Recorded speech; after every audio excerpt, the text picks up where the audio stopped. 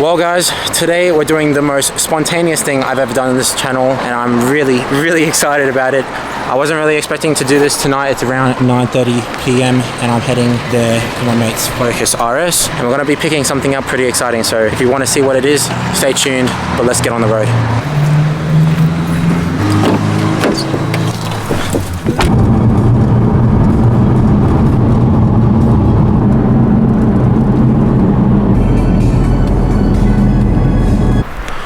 Well, after 2.5 hours drive, we are finally at the spot. We are picking up the thing we came for. The guys are only about 20 minutes off now, so not too much further, and I can finally show you guys what we are picking up today.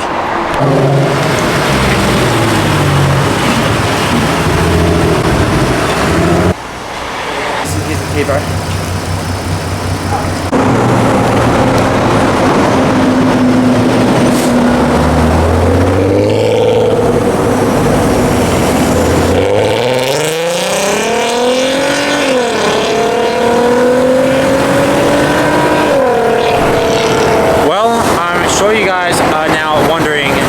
What did I come away with? They just left, so I definitely got something. I know you guys might not be surprised, but yes, it's another Mark IV, and you guys might be wondering, why do you need this?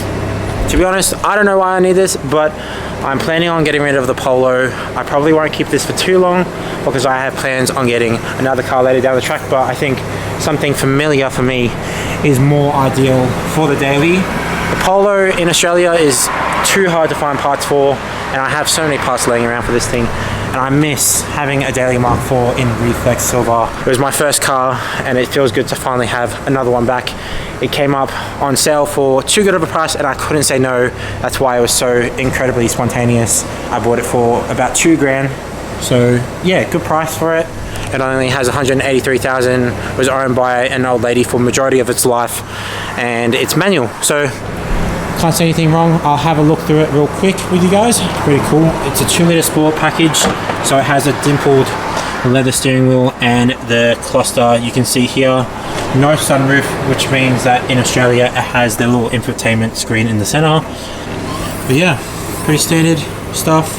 It does need a change of fluids. All of them are pretty dirty. It does have a bit of quarter panel damage, but I mean, it's a 20-plus-year-old car, and I mean, it was cheap as well, so I can't really complain.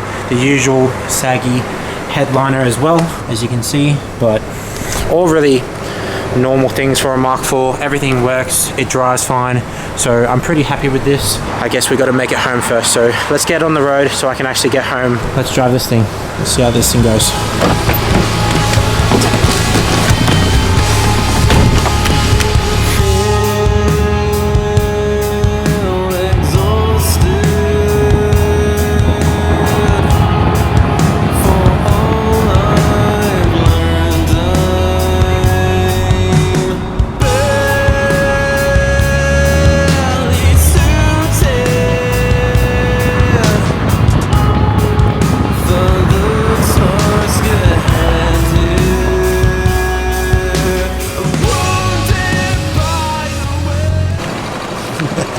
Well, the car drives pretty good. I mean, for a beat up, 23-year-old plus car, it definitely drives. It does what it was made to do. So the coolant temp is still a bit weird. It runs a bit cold, but I'm sure we just do a little coolant flush and thermostat change. And the gear select is kind of weird, but we'll sort out those issues later down the track. But otherwise, this car, I mean, it does what it needs to do. So I'm really happy with that.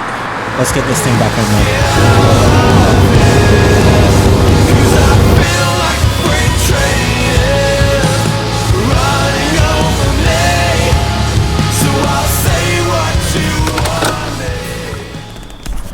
Well, I hope you guys can welcome the new addition to the channel. This will be the new daily. The Polo will eventually have to say goodbye to. This will be the daily. I needed something a bit bigger than the Polo, and to be honest, it is quite hard to find parts for. Polos aren't as common in Australia as they might be overseas. These aren't necessarily either, but a whole lot easier to find parts for.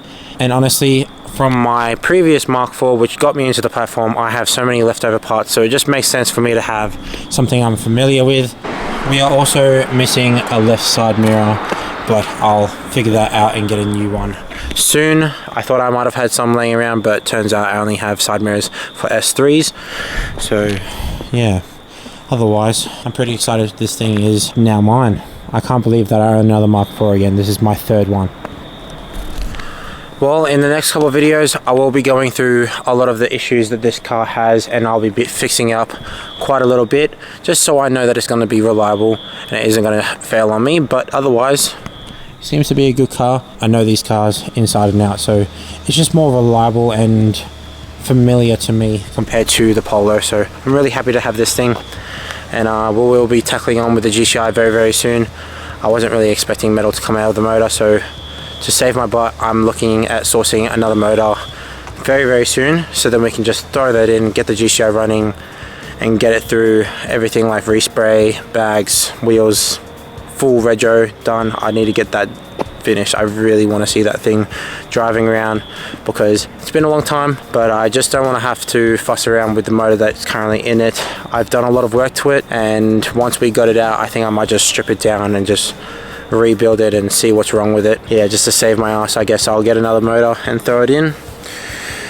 Yeah, at least I have a reliable daily that I think I could possibly pick up a motor in. I mean, I definitely couldn't fit a whole motor and trans in the back of a Polo, but I could probably fit one in this Golf. And it also has cruise control. Like, there's a bunch of other features this thing has compared to the Polo that just makes it a lot nicer of a daily. But anyways, I appreciate every single one of you guys for watching. I hope you guys enjoyed seeing the new car to the collection, and I'll see you guys in the next one. Peace.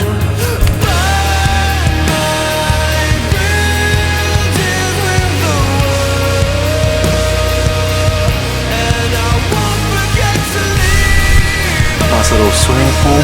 It's like blue leather interior. Change out your cleaning fluid and just pour it in there.